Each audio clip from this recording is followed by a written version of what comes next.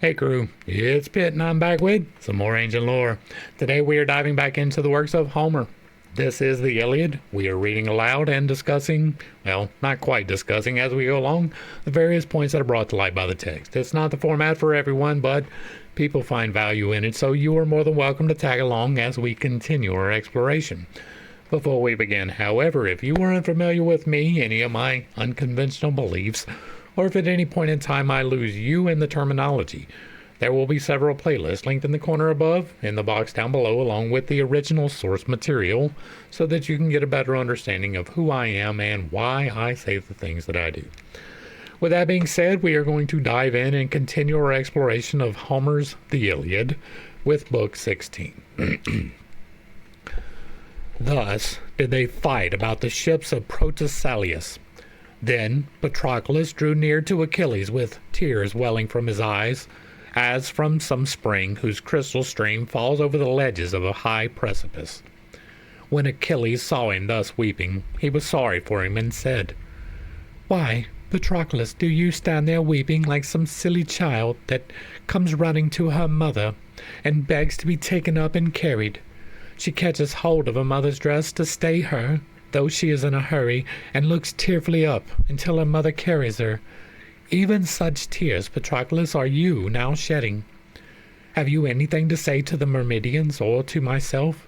Or have you had news from Pythia which you alone know? They tell me Leonidas, son of Actor, is still alive, as also Peleus, son of Asius, among the Myrmidons, men whose loss we too should bitterly deplore. Or are you grieving about the Argives, and the way in which they are being killed at the ships, through their own high-handed doings? Do not hide anything from me, but tell me, that both of us may know about it." Then, O knight Patroclus, with a deep sigh, you answered, "Achilles, son of Peleus, foremost champion of the Achaeans, do not be angry, but I weep for the disaster that has now befallen the Argives. All those who have been their champions so far are lying at the ships, wounded by sword or spear. Brave Diomed, son of Tydeus, has been hit with the spear, while famed Ulysses and Agamemnon have received sword wounds. Eurypylus, again, has been struck with an arrow in the thigh. Skilled apothecaries are attending to these heroes and healing them of their wounds. Are you still, O Achilles, so inexorable? May it never be my lot to nurse such a passion as you have done, to the baning of your own good name.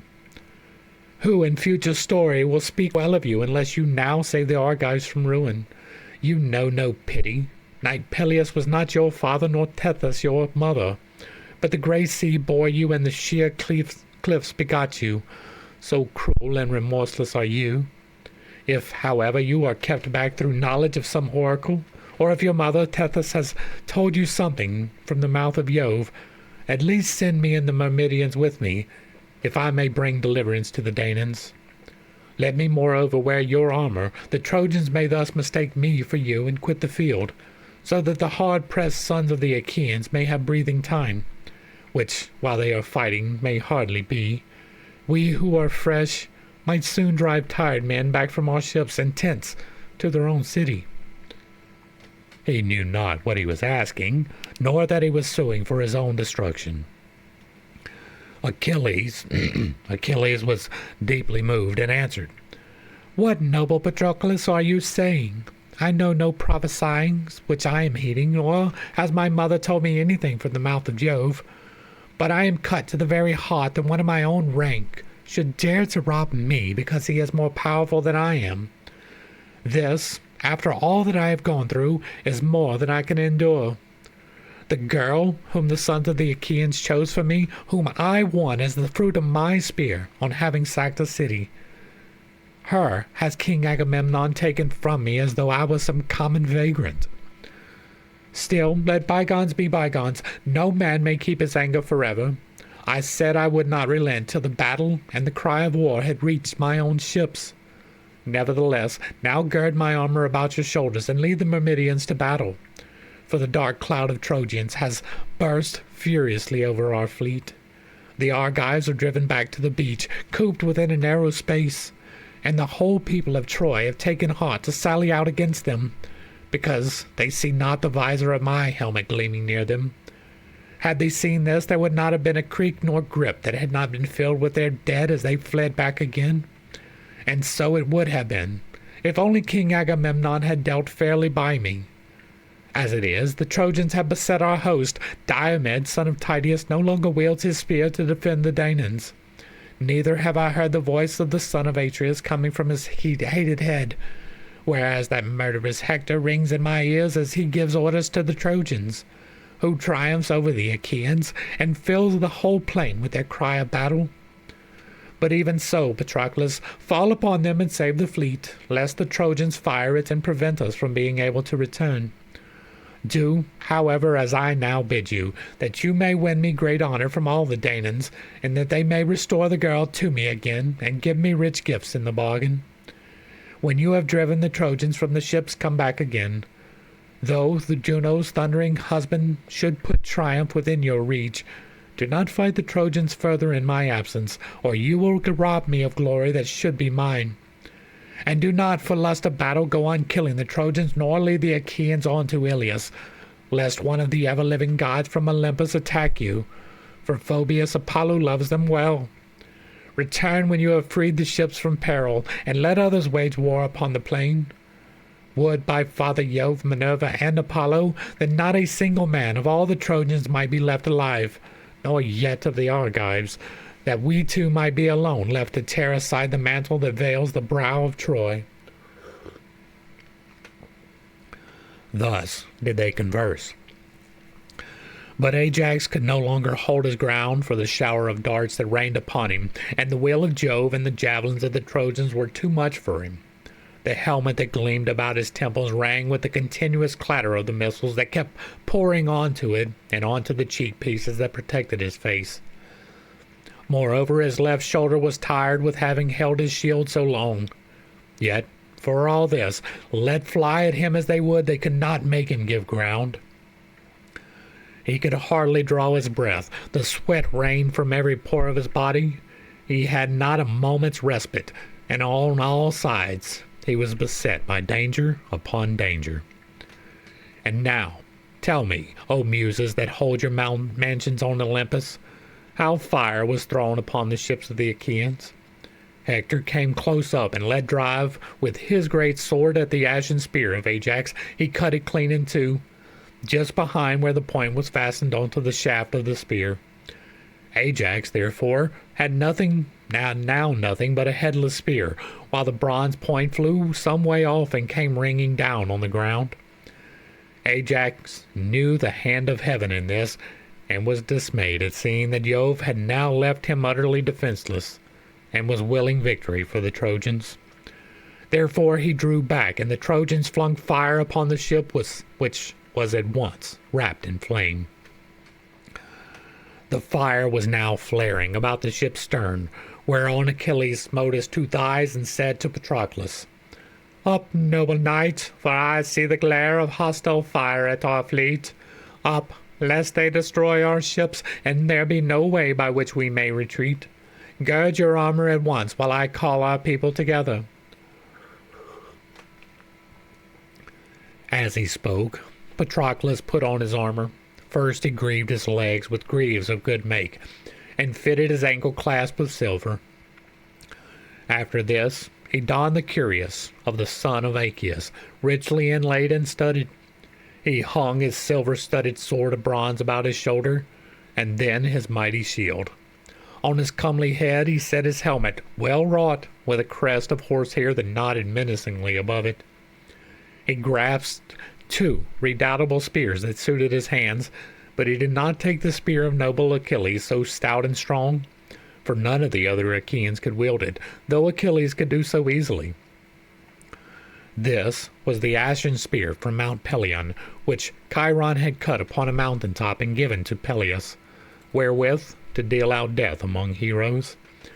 He bade Automedon yoke his horses with all speed, for he was the man whom he held in honor next after Achilles, and on whose support in battle he could rely most firmly. Automedon, therefore, yoked the fleet horses Xanthus and Balius, steeds that could fly like the wind. These were they whom the harpy Podarge bore to the west wind, as she was grazing in a meadow by the waters of the river Oceanus. And the side traces he set the noble horde Pedasus, whom Achilles had brought away with him when he sacked the city of Eetion, and who, mortal steed though he was, could take his place along with those that were immortal. Meanwhile, Achilles went about everywhere among the tents, and bade his Myrmidons put on their armor, even as fierce ravening wolves that are feasting on a home stag which they have killed upon the mountains, and their jaws are red with blood. They go in a pack to lap water from the clear spring with their long, thin tongues, and they reek of blood and slaughter. They know not what fear is, for it is hunger drives them.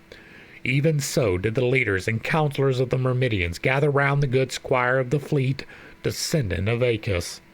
And among them stood Achilles himself, cheering on both men and horses.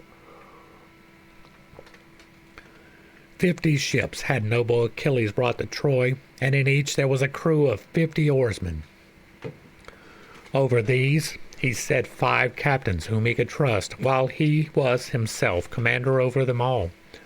Menestheus of the gleaming corslet, son to the river Sperchius, that streams from heaven, was captain of the first company. Fair Polydora, daughter of Pelusius, bore him to ever-flowing Sperchius. A woman mated with a god, but he was called son of Boreas, son of Peires, with whom his mother was living as his wedded wife, and who gave great wealth to gain her. The second company was led by noble Eudorus, son to an unwedded woman.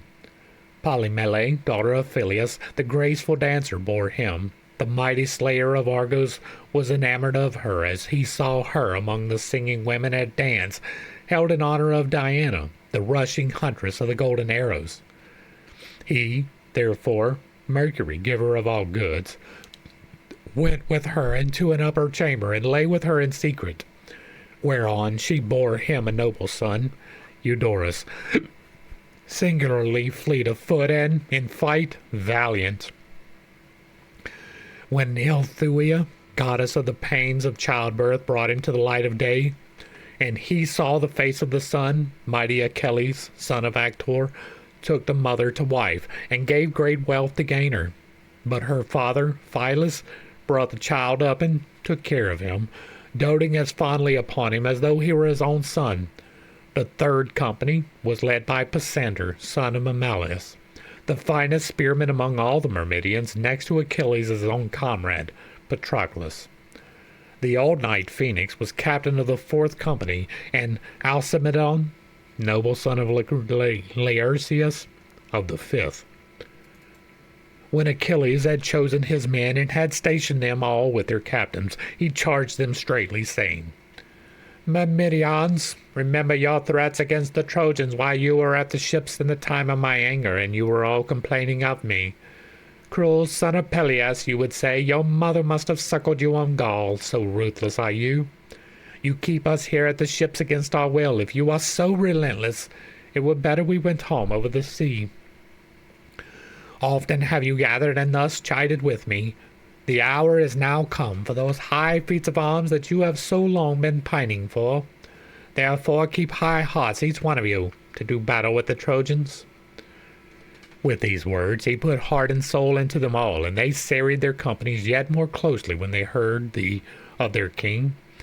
As the stones which a builder sets in the wall of some high house, which is to give shelter from the winds, even so closely were the helmets and bossed shields set against one another, shield pressed on shield, helm on helm, man on man. So close were they that the horsehair plumes on their gleaming ridges of their helmets touched each other as they bent their heads. In front of them all, 2 men put on their armor, Patroclus and Automedon, 2 men, but with one mind to lead the Myrmidons.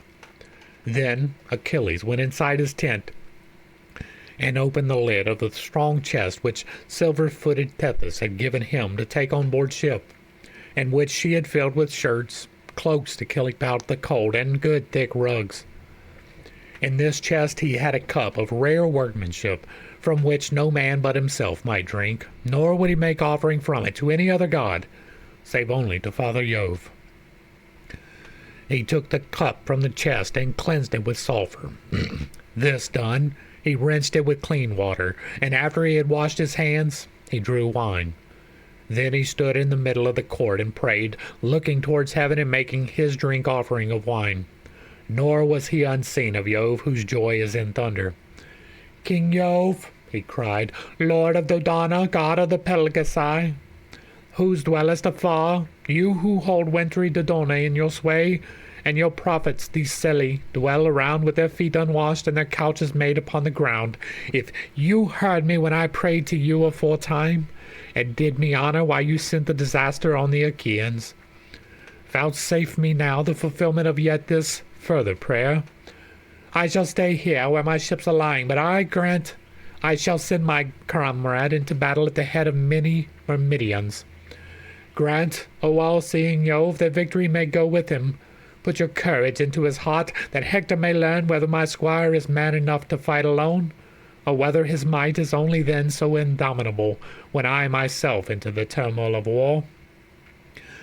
Afterwards, when he has chased the fight and the cry of battle from the ships, grant that he may return unharmed with his armor and his comrades, fighters in close combat." Thus did he pray, and all counseling Jove heard his prayer. Part of it he did indeed vouchsafe him, but not the whole. He granted that Patroclus should thrust back war and battle from the ships, but refused to let him come safely out of the fight. When he had made his drink offering and thus prayed, Achilles went inside his tent and put the cup into his chest. Then he again came out, for he still loved to look upon the fierce fight that raged between the Trojans and Achaeans.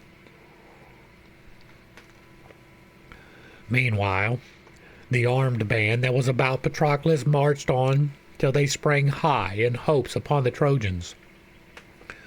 They came swarming out like wasps whose nests are by the roadside and whom silly children love to tease, whereon anyone who happens to be passing may get stung, or again, if a wayfarer going along the road vexes them by accident, every wasp will come flying out in a fury to defend his little ones. Even with such rage and courage did the Myrmidons swarm from their ships, and their cry of battle rose heavenward. Patroclus called out to his men at the top of his voice, "Myrmidons, followers of Achilles, son of Peleus, be men, my friends. Fight with might and with main, that we may win glory for the son of Peleus, who is far the foremost man at the ships of the Argives. He and his close fighting followers, the son of Atreus, King Agamemnon, will thus learn his folly in showing no respect to the bravest of the Achaeans." With these words he put heart and soul into them all, and they fell into the body of the Trojans. The ships rang again with the cry which the Achaeans raised, and when the Trojans saw the brave son of Menenidas and his squire all gleaming in their armor, they were daunted, and their battalions were thrown into confusion, for they thought the fleet son of Peleus must now have put aside his anger, and have been reconciled to Agamemnon. Every one, therefore, looked round about to see whether he might fly for safety. Patroclus first aimed a spear into the middle of the press, where men were packed most closely by the stern of the ship Patroclus. He hid Patroclus, who had led his Paeonian horsemen from the Avedon and the broad waters of the river Axius. The spear struck him on the right shoulder, and with a groan he fell backwards in the dust. On this his men were thrown into confusion, for by killing their leader, who was the finest soldier among them, Patroclus struck panic into them all. He thus drove them from the ship and quenched the fire that was then blazing, leaving the half-burnt ship to lie where it was. The Trojans were now driven back with a shout that rent the skies, while the Danaans poured after them from their ships, shouting also without ceasing. As when Jove, gatherer of the thunder clouds, spreads a dense canopy on the top of some lofty mountain, and all the peaks, the jutting headlands, and the forest glades show out in the great light that flashes from the bursting heavens, Even so, when the Danaans had now driven back the fire from their ships, they took breath for a little while. But the fury of the fight was not yet over, for the Trojans were not driven back in utter rout, but still gave battle and were ousted from their ground only by sheer fighting. The fight, then, became more scattered, and the chieftains killed one another when and how they could. The valiant son of Menenitus first drove a spear into the thigh of Aurelius, just as he was turning round. The point went clean through, and broke the bone so that he fell forward. Meanwhile, Menelaus struck Thoas in the chest, where it was exposed near the rim of his shield, and he fell dead. The son of Phyleus saw Amphilochus about to attack him, and ere he could do so, took aim at the upper part of his thigh, where the muscles are thicker than in any other part.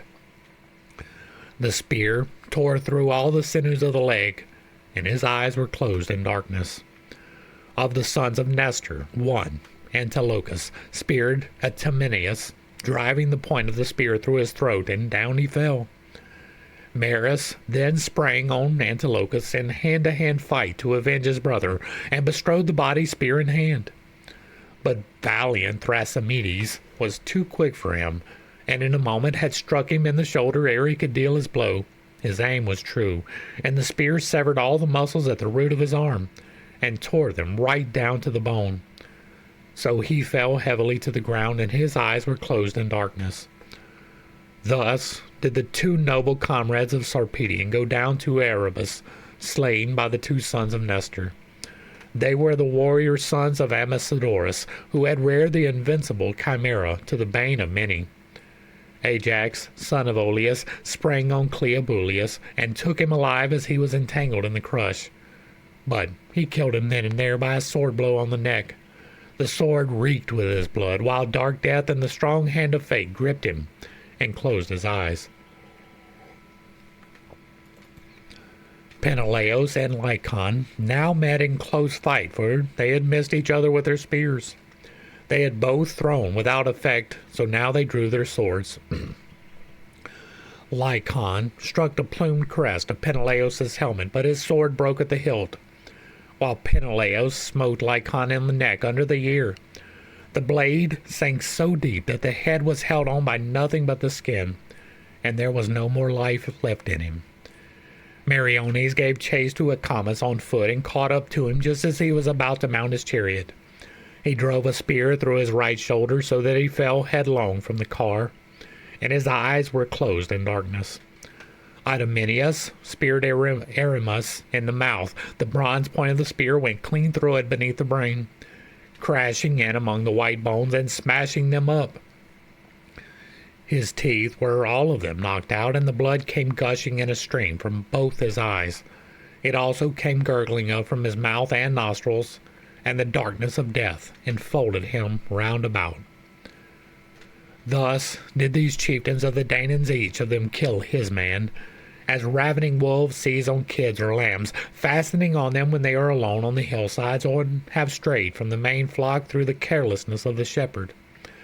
And when the wolves see this, they pounce upon them at once, because they cannot defend themselves. Even so did the Danaans now fall on the Trojans, who fled with ill-omened cries in their panic, and had no more fight left in them. Meanwhile, great Ajax kept on trying to drive a spear into Hector, but Hector was so skillful that he held his broad shoulders well under the cover of his ox-hide shield, ever on the lookout for the whizzing of the arrows and the heavy thud of the spears. He well knew that the fortunes of the day had changed, but still stood his ground and tried to protect his comrades. As when a cloud goes up into heaven from Olympus, rising out of a clear sky when Jove is brewing a gale, even with such panic-stricken rout did the Trojans now fly, and there was no order in their going. Hector's fleet horses bore him and his armor out of the fight, and he left the Trojan host penned in by the deep trench against their will. Many a yoke of the horses snapped the pole of their chariots in the trench and left their master's car behind them. Patroclus gave chase, calling impetuously on the Danaans and full of fury against the Trojans, who, being now no longer in a body, filled all the ways with their cries of panic and rout. The air was darkened with the clouds of dust they raised, and the horses strained every nerve in their flight from the tents and the ships towards the city. Patroclus kept on heading his horses wherever he saw the most men flying in confusion, cheering on his men the while.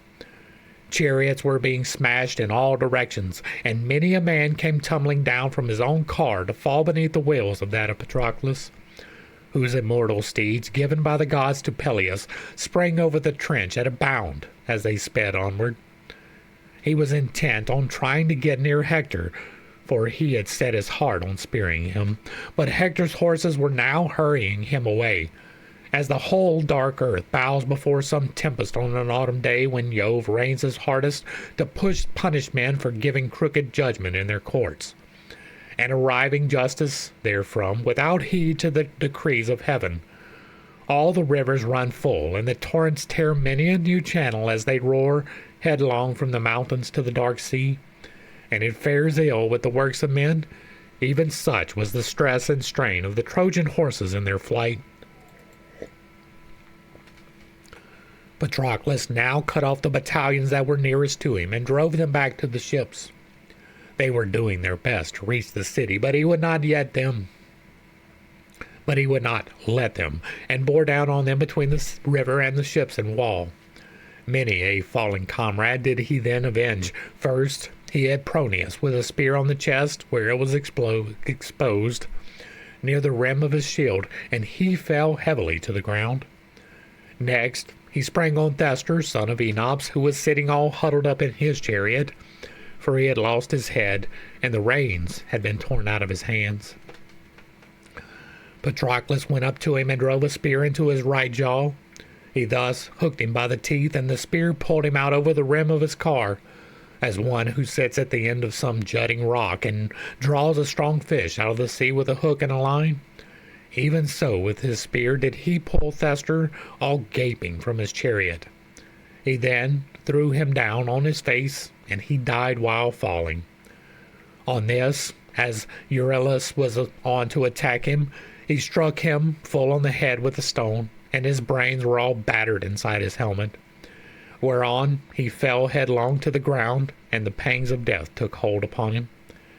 Then he laid low one after the other, Eremos, Amphoterus, Ephaltes, Tlepolemus, Echius, son of Damastor, Pyrrhus, Ilpheus, Eupius, and Polymelius, son of Argeus. Now, when Sarpedon saw his comrades, men who wore ungirdled tunics, being overcome by Patroclus, son of Menenidas, he rebuked the Lycians, saying, "Shame on you! Where are you flying to? Show your mettle. I will myself meet this man in fight and learn who it is that is so masterful. He has done us much hurt and has stretched many a brave man upon the ground." He sprang from his chariot as he spoke, and Patroclus, when he saw this, leaped onto the ground also. The two then rushed at one another with loud cries like eagle-beaked, crook-taloned vultures that scream and tear at one another in some high mountain fastness. The son of scheming Saturn looked down upon them in pity and said to Juno, who was his wife and sister, "Alas, that it should be the lot of Sarpedion, whom I love so dearly, to perish by the hands of Patroclus.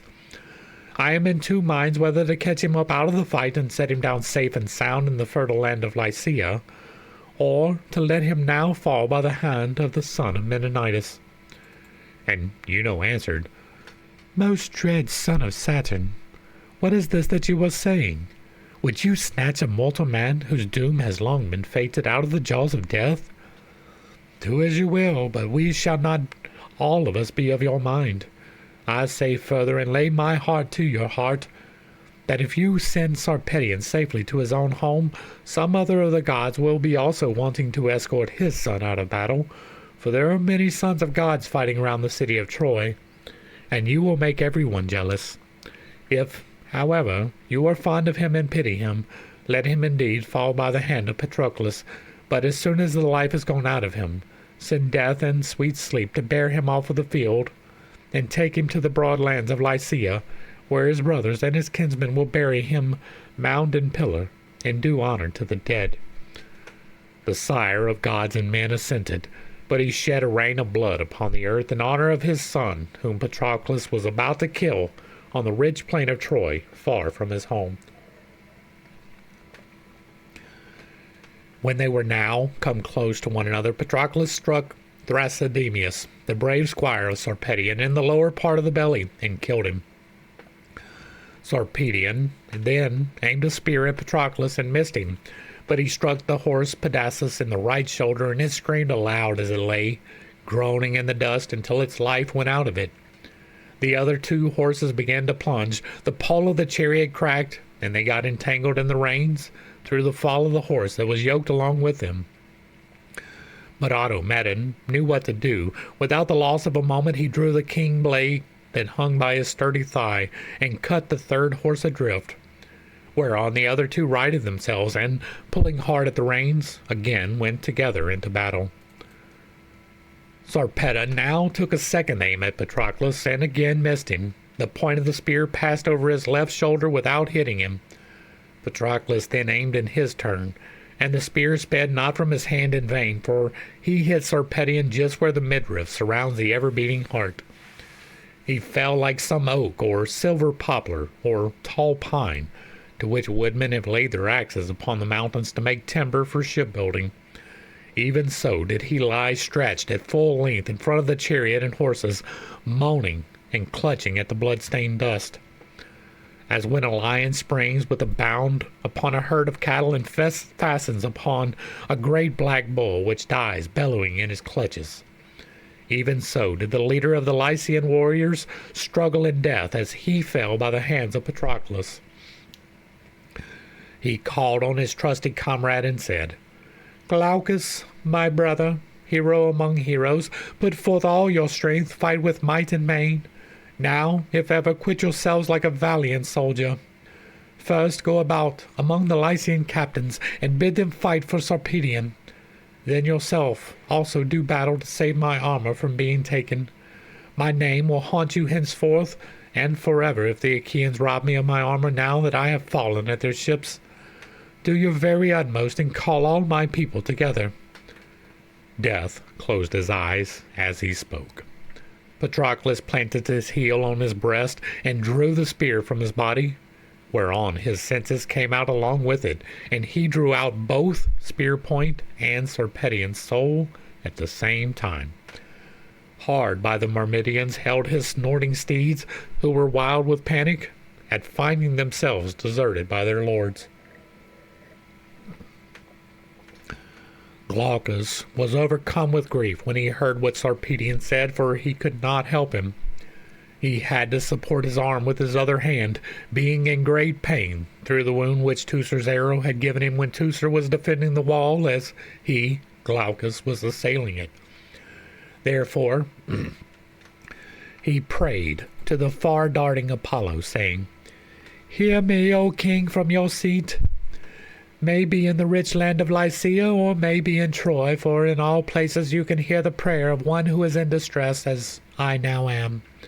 I have a grievous wound. My hand is aching with pain. There is no staunching the blood, and my whole arm drags by reason of my hurt, so that I cannot grasp my sword, nor go among my foes and fight them. Thou art prince. Jove's son Sarpedion is slain. Jove defended not his son. Do you, therefore, O king, heal me of my wound, ease my pain, and grant me strength, both to cheer on the Lycians, and to fight with them round the body of him who has fallen." Thus did he pray, and Apollo heard his prayer. He eased his pain, staunched the black blood from the wound, and gave him new strength. Glaucus perceived this, and was thankful that the mighty god had answered his prayer. Forthwith, therefore, he went among the Lycian captains, and bade them to come about the body, to fight about the body of Sarpedon. From these he strode out among the Trojans to Polydamas, son of Pantheus, and Agenor. He then went in search of Aeneas and Hector, and when he found them, he said, "Hector, you have utterly forgotten your allies, who languish here for your sake far from friends and home, while you do nothing to support them. Sarpedon, leader of the Lycian warriors, has fallen. He who was at once the right and might of Lycia. Mars has laid him low by the spear of Patroclus. Stand by him, my friends, and suffer not the Myrmidons to strip him of his armor, nor to treat his body with contumely and revenge for all the Danaans whom we have speared at the ships." As he spoke, the Trojans were plumbed in extreme and ungovernable grief, for Sarpedon, alien though he was, had been one of the mainstays of their city, both as having much people with him and himself the foremost among them all. Led by Hector, who was infuriated by the fall of Sarpedion, they made instantly for the Danaans with all of their might, while the undaunted spirit of Patroclus, son of Menenidas, cheered on the Achaeans. First, he spoke to the two Ajaxes, men who needed no bidding. "Ajaxes," said he, "may it now please you to show yourselves the men you have always been, or even better. Sarpedon has fallen, he who was the first to overleap the wall of the Achaeans. Let us take the body and outrage it. Let us strip the armor from his shoulders and kill his comrades if they try to rescue his body." He spoke to men who of themselves were full eager. Both sides, therefore, the Trojans and Lycians on the one hand, and the Myrmidons and Achaeans on the other, strengthened their battalions and fought desperately about the body of Sarpedon, shouting fiercely the while. Mighty was the din of their armor as they came together, and Jove shed a thick darkness over the fight, to increase the of battle over the body of his son. At first, the Trojans made some headway against the Achaeans, for one of the best men among the Myrmidons was killed, Epigeus, son of noble Agilces, who had erewhile been king in the good city of Budium. But presently, having killed a valiant kinsman of his own, he took refuge with Peleus and Tethys, who sent him to Iliad with the land of noble steeds to fight the Trojans under Achilles. Hector now struck him on the head with a stone just as he caught hold of the body, and his brains inside his helmet were all battered in, so that he fell face foremost upon the body of Sarpedon, and there died. Patroclus was enraged by the death of his comrade and sped through the front ranks as swiftly as a hawk that swoops down on a flock of daws or starlings. Even so swiftly, O noble knight Patroclus, did you make straight for the Lycians and Trojans to avenge your comrade. Forthwith he struck Stenithilus, the son of Ephimenes, on the neck with a stone and broke the tendons that joined it to the head and spine. On this, Hector and the front rank of his men gave ground. As far as a man can throw a javelin when competing for some prize or even in battle, so far did the Trojans now retreat before the Achaeans. Glaucus, captain of the Lycians, was the first to rally them by killing Patroclus, son of Caldion, who lived in Hellas and was the richest man among the Myrmidons. Glaucus turned round suddenly just as Patroclus, who was pursuing him, was about to lay hold of him, and drove his spear right into the middle of his chest, whereon he fell heavily to the ground, and the fall of so good a man filled the Achaeans with dismay, while the Trojans were exultant and came up in a body round the corpse. Nevertheless, the Achaeans, mindful of their prowess, bore straight down upon them. Meriones then killed a helmed warrior of the Trojans, Laogonus, son of Antenor, who was a priest of Jove of Mount Ida, and was honored by the people as though he were a god. Meriones struck him under the jaw and ear, so that life went out of him, and the darkness of death laid a hold upon him. Aeneas then named a spear at Meriones, hoping to hit him under the shield as he was advancing. But Meriones saw it coming and stooped forward to avoid it, whereon the spear flew past him, and the point stuck in the ground, while the butt end went on quivering till Mars robbed it of its force. The spear, therefore, spread from Aeneas's hand in vain, and fell quivering to the ground. Aeneas was angry and said, Meriones, you are a good dancer, but if I had hit you with my spear, would have soon made an end of you. And Meriones answered, Aeneas, for all your bravery, you will not be able to make an end of everyone who comes against you. You are only a mortal like myself, and if I were to hit you in the middle of your shield with my spear, however strong and self-confident you may be, I should soon vanquish you, and you would yield your life to Hades of the noble steeds. On this, the son of Menœtius rebuked him and said, Meriones, hero though you be, you should not speak thus. Taunting speeches, my good friend, will not make the Trojans draw away from the dead body. Some of them must go underground first. Blows for battle and words for counsel. Fight, therefore, and say nothing. He led the way as he spoke, and the hero went forward with him. As the sound of woodcutters in some forest glade upon the mountains, and the thud of their axes is heard afar, even such a din now rose from the earth clash of bronze armor and of good ox-hide shields, as men smote each other with their swords and spears pointed at both ends. A man had need of a good eyesight to know that Sarpedon, so covered as he from head to foot with spears and blood and dust. Men swarmed about the body as flies that buzz round the full milk pails in spring when they are brimming with milk. Even so did they gather around Sarpedon. Nor did Jove turn his keen eyes away for one moment from the fight, but kept looking at it all the time, for he was unsettling how best to kill Patroclus, and considering whether Hector should be allowed to end him now in the fight round the body of Sarpedon, and strip him of his armor, or whether he should let him give yet further trouble to the Trojans.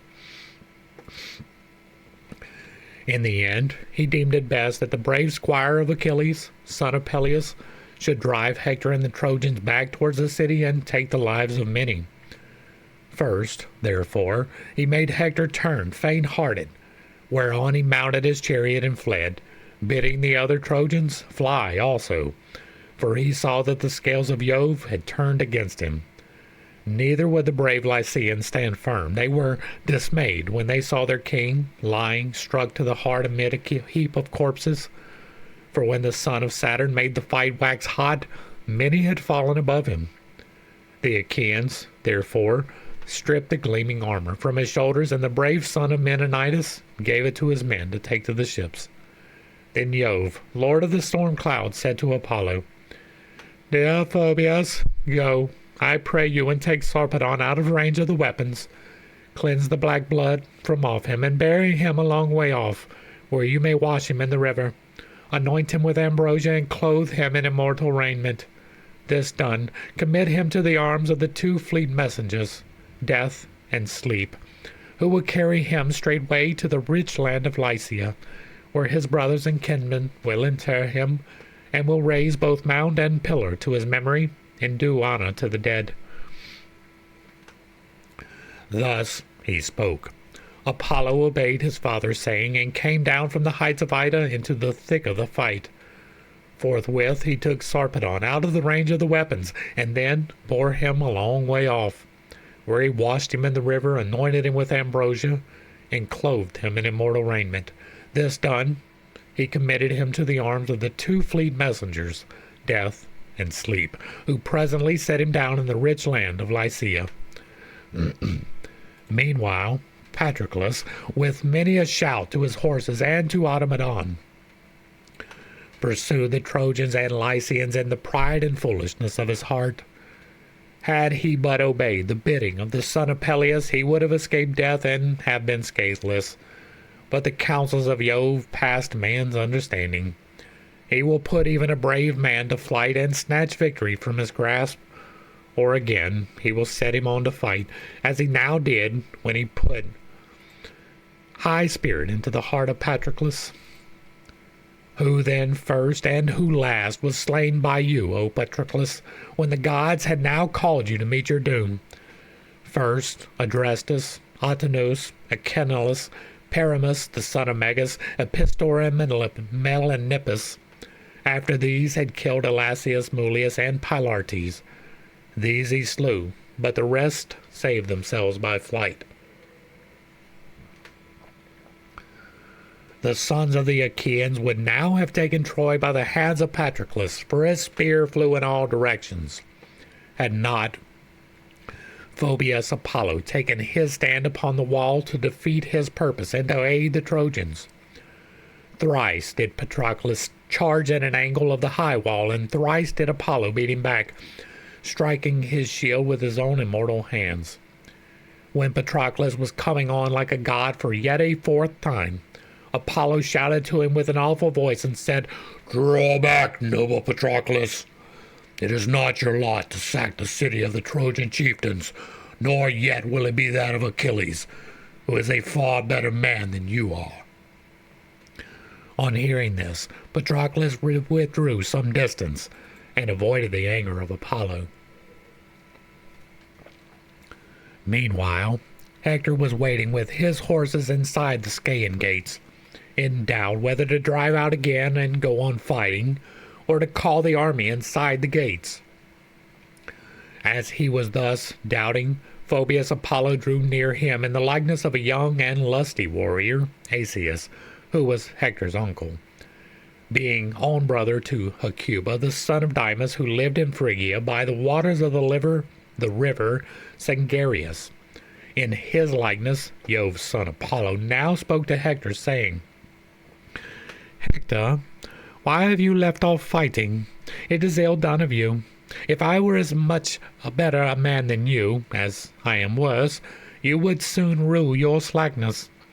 Drive straight towards Patroclus, if so be that Apollo may grant you a triumph over him, and you may rule him." With this, the god went back into the hurly-burly, and Hector bade Cebriones drive again into the fight. Apollo passed in among them and struck panic into the Argives, while he gave triumph to Hector and the Trojans. Hector let the other Danaans alone and killed no man, but drove straight at Patroclus. Patroclus then sprang from his chariot to the ground with a spear in his left hand, and in his right a jagged stone as large as his hand could hold. He stood still and threw it, nor did it go far without hitting someone. The cast was not in vain, for the stone struck Cebriones, Hector's charioteer, a bastard son of Priam, as he held the reins in his hands. The stone hit him on the forehead and drove his brows into his head, for the bone was smashed, and his eyes fell to the ground at his feet. He dropped dead from his chariot as though he were diving, and there was no more life left in him.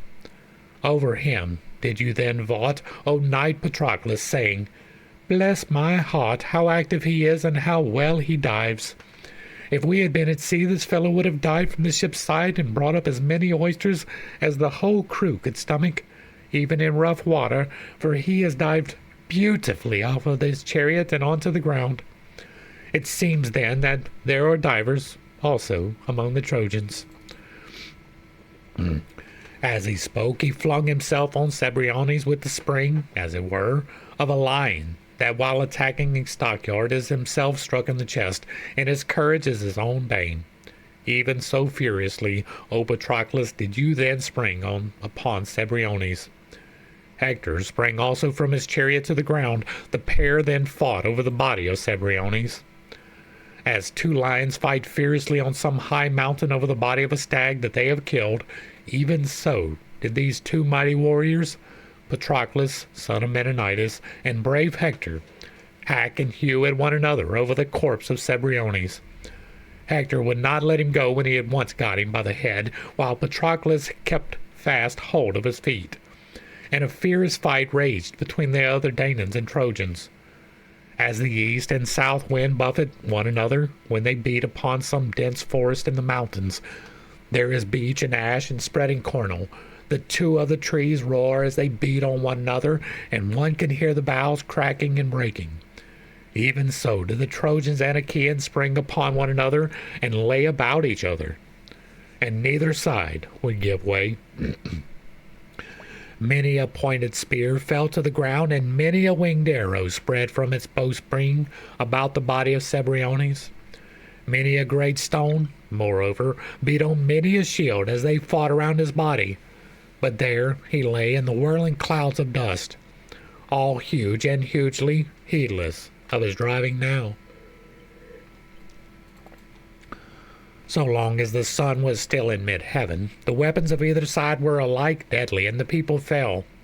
But when he went down towards the time when men loosed their oxen, the Achaeans proved to be beyond all forecast stronger, so that they drew Cebriones out of range of the darts and tumult of the Trojans, and stripped the armor from his shoulders. Then Patroclus sprang like Mars with fierce intent and a terrific shout upon the Trojans, and thrice did he kill 9 men. But as he was coming on like a god for a time, then, O Patroclus, was the hour of your end approaching, for Phoebus fought you in fell earnest. Patroclus did not see him as he moved about in the crush, for he was enshrouded in thick darkness, and the god struck him from behind on his back and his broad shoulders with the flat of his hand, so that his eyes turned dizzy. Phoebus' Apollo beat the helmet from off his head, and it rolled rattling off under the horse's feet, where his horsehair plumes were all begrimed with dust and blood. Never, indeed, had that helmet fared so before, for it had served to protect the head and comely forehead of the godlike hero Achilles. Now, however, Zeus delivered it over to be worn by Hector. Nevertheless, the end of Hector also was near. The bronze-shod spear, so great and so strong, was broken in the hand of Patroclus, while his shield that covered him from head to foot fell to the ground, as did also the band that held it, and Apollo undid the fastenings of his corslet. On this, his mind became clouded, his limbs failed him, and he stood as one dazed. Whereon Euphorbus, son of Pantheus, a Dardanian, the best spearman of his time, and also the finest horseman and fleetest runner, came behind him and struck him in the back with a spear, midway between the shoulders. This man, as soon as ever he had come up with his chariot, had dismounted 20 men. So proficient was he in all the arts of war. He it was, O knight Patroclus, that first drove a weapon into you, but he did not quite overpower you. Euphorbus then ran back into the crowd after drawing his ashen spear out of the wound. He would not stand firm and wait for Patroclus, unarmed though he now was, to attack him. But Patroclus, unnerved alike by the blow the god had given him and by the spear wound, drew back under the cover of his men in fear for his life. Hector, on seeing this, seeing him to be wounded and giving ground, forced his way through the ranks, and when close up with him, struck him in the lower part of the belly with a spear, driving the bronze point right through it, so that he fell heavily onto the ground, to the great of the Achaeans. As when a lion has fought some fierce wild boar and worsted him, the two fight furiously upon the mountains over some little fountain in which they could both drink, and the lion has beaten the boar till he can hardly breathe. Even so did Hector, son of Priam, take the life of brave son of Menenideus, who had killed so many, striking him from close at hand and vaunting over him the while. "Patroclus," said he, "you deem that you should sack our city, rob our Trojan women of their freedom, and carry them off in your ships to your own country. Fool! Hector and his fleet horses were ever straining their utmost to defend them. I am foremost of all the Trojan warriors to stave the day of bondage from off them. As for you, vultures shall devour you here. Poor wretch, Achilles with all his bravery availed you nothing. And yet, I ween, when you left him he charged you straitly, saying, 'Come not back to the ships, knight Patroclus, till you have rent the blood-stained shirt of murderous Hector about his body.' Thus I ween did he charge you, and your fool's heart answered him, yea, within you. Then, as the life ebbed out of you, you answered, O knight Patroclus, 'Hector, vaunt as you will, for Jove, the son of Saturn, and Apollo have vouchsafed you victory. It is they who have vanquished me so easily, and they who have stripped the armor from my shoulders. Had 20 such men as you attacked me, all of them would have fallen before my spear. Fate and the son of Leto have overpowered me, and among mortal men, Euphorbus, you are yourself third only in the killing of me. I say further, and lay my saying to your heart, you too shall live but for a little season.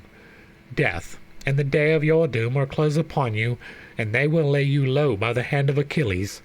son of Achaeus. When he had thus spoken, his eyes were closed in death. His soul left his body and flitted down to the house of Hades, mourning its sad fate and bidding farewell to the youth and vigor of his manhood. Dead though he was, Hector still spoke to him, saying, "Patroclus, why should you thus foretell my doom? Who knows but Achilles, son of lovely Tethys, may be smitten by my spear and die before me?" As he drew the bronze spear from the wound, planting his foot upon the body, which he thrust off and let lie on his back, he then went, spear in hand, after Automedon, squire of the fleet, descendant of Achaeus, for he longed to lay him low. But the immortal steeds, which the gods had given as a rich god to Peleus, bore him swiftly from the field. And that is going to bring us to the end of Book 16. I didn't have a whole lot to add, so there's not a whole lot of confusion, and so I'm just going to wrap it up here, right? These are just readings into the record, not really a whole lot of discussion going on. So, if you like what I'm doing over here, let me know down below. Give me a like, a share, a follow, throw me a comment if you agree or disagree with anything that was said.